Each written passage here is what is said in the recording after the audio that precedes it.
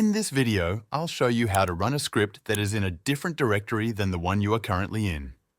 Let's say you are in your home directory, but the script you want to run is in another folder, for example, in /home/user/scripts. There are two main ways to run it.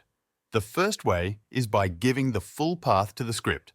For example, you type /home/user/scripts/myscript.sh. This works if the script has the right permissions.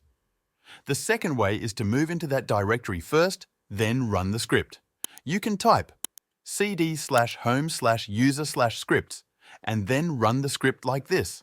/myscript.sh the dot and / before the name tells the system to run the file from the current directory.